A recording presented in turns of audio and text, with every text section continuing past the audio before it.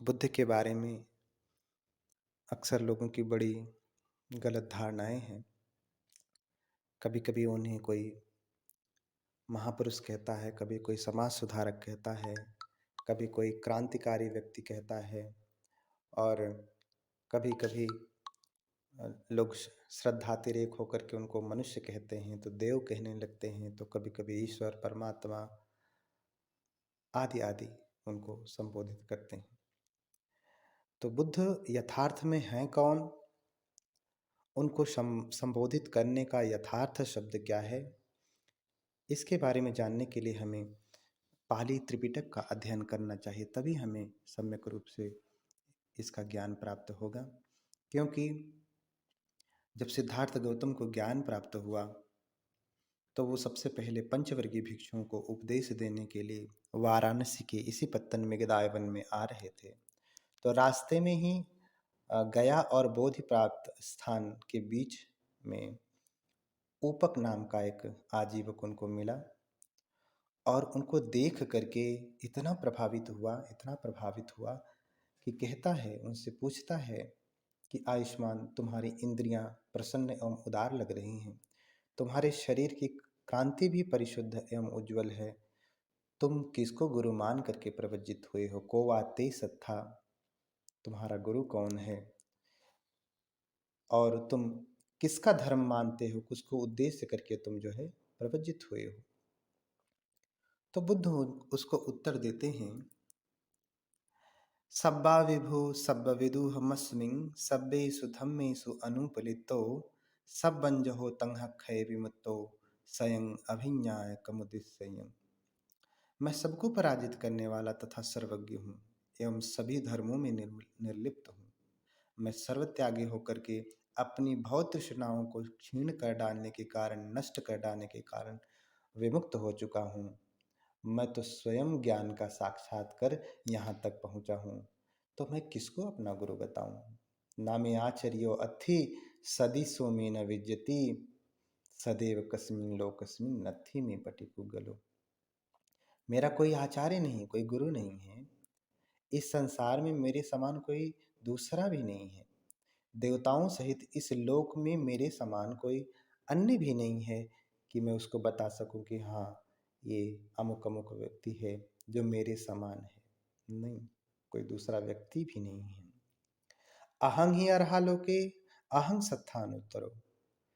बुद्ध कह रहे हैं कि मैं ही संसार में अर्हत हूँ और मैं ही श्रेष्ठ उपदेशक हूँ, और एकोम ही सम्मा संबुद्धो सीति भूतोस्मि निब्बतो।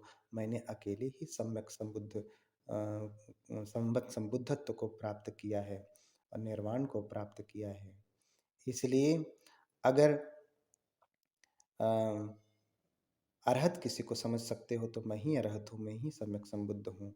और इस समय धम्म चक्रं पवत्यन्तुं गच्छामि काशीनं पुरं अंधिभूतस्मि लोकस्मि अहंच अमत दुंदवी। मैं धर्म चक्र प्रवर्तन करने के लिए काशी जा रहा हूँ, वाराणसी जा रहा हूँ, सारनाथ में जो है मैं धर्म चक्र का प्रवर्तन करूँगा। अविद्या के कारण अंधे हुए लोक को मैं अमृत की दुमदुभी बजाऊंगा, अमृत प्रदान करूँगा। और जब ऐसा बुद्ध कहते हैं तो ऊपक आजीवक ऐसा बोलता है कि यथाको तुम आवसो पट जाना से अरहसी अनंत जिनोते।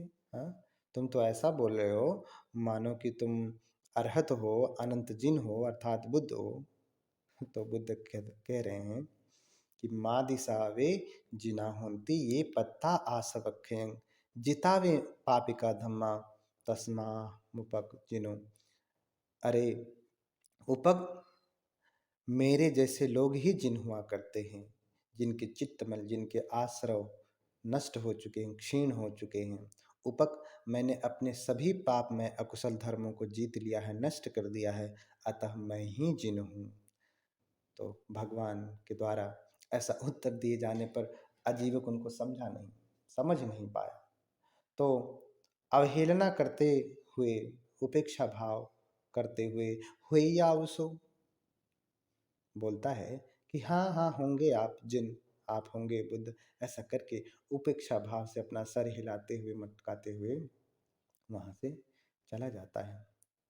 तो ऊपक को इतनी सुंदर व्याख्या करने के बाद भी वो समझ नहीं पाया कि अ, बुद्ध कौन है, और अगर वो समझा होता तो कदाचित बुद्ध का पहला शिष्य अगर कोई होता तो ऊपक होता। लेकिन वो बुद्ध को समझा नहीं, और आज भी लोग बुद्ध को समझ नहीं पा रहे हैं। आप ठीक से परिभाषा दीजिए पाली त्रिपिटक के अनुसार, अपने मूल धर्म ग्रंथ के अनुसार, तो भी लोगों के समझ में नहीं आता है। एक अंगुत्तर निकाय का सूत्र है द्रोण सूत्र।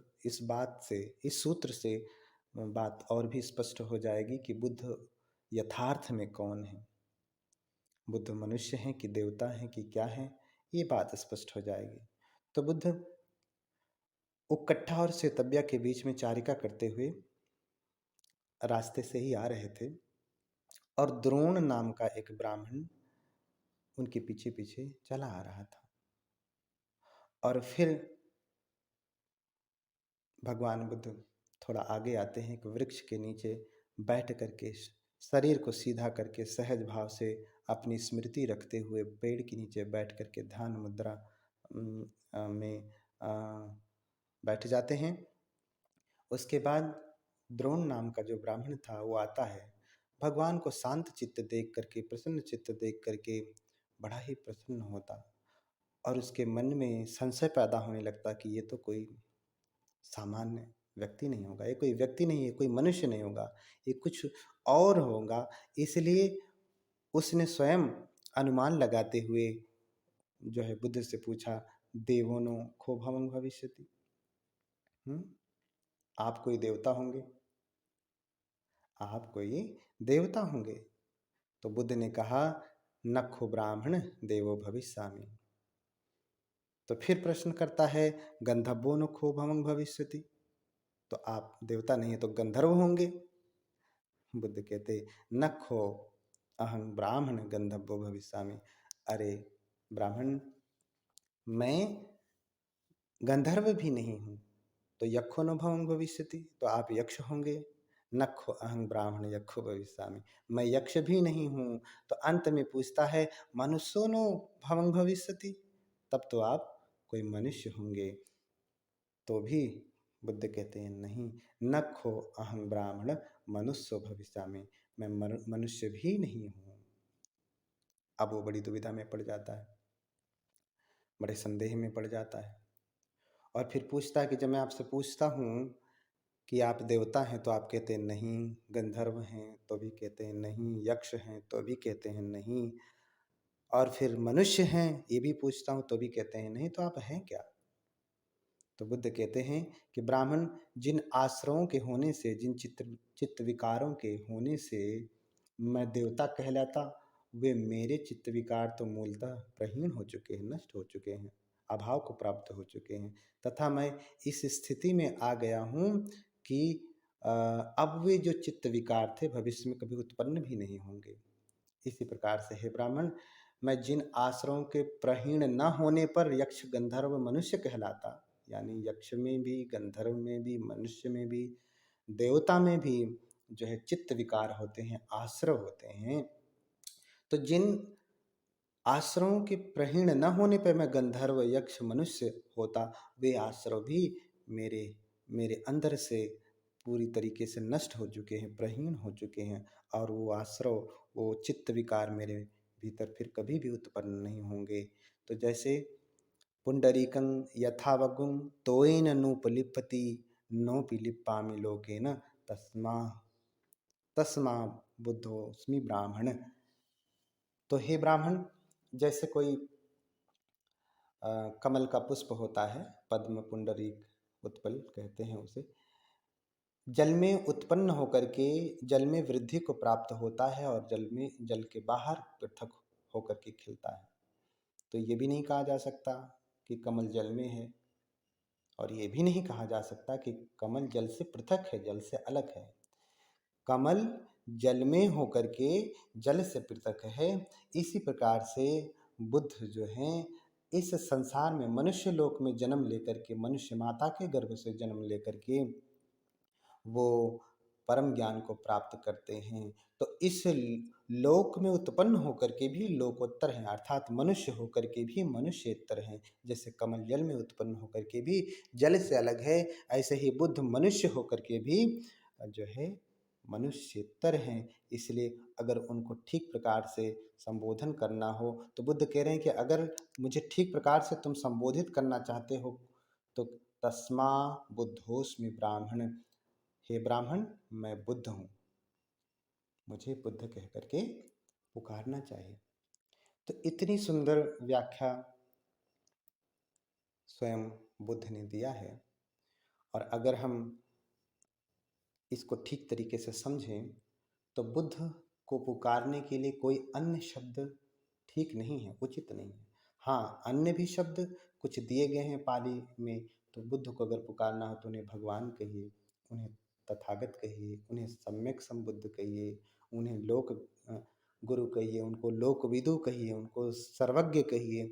ऐसे बहुत सारे पाली में पर्यायवाची शब्द बुद्ध के दिए गए हैं, जिन शब्दों से आपको बुद्ध को पुकारना चाहिए।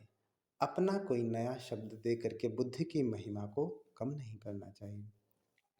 अन्यथा जैसे बुद्ध ने ही एक हाथी और 4 अंधों का उदाहरण दे करके बताया है कि जैसे एक हाथी होता है, 4 अंधे आ जाते हैं, कोई पाँव पकड़ लेता है, कोई पूँछ पकड़ लेता है, कोई सूंड पकड़ लेता है, कोई कान पकड़ लेता है।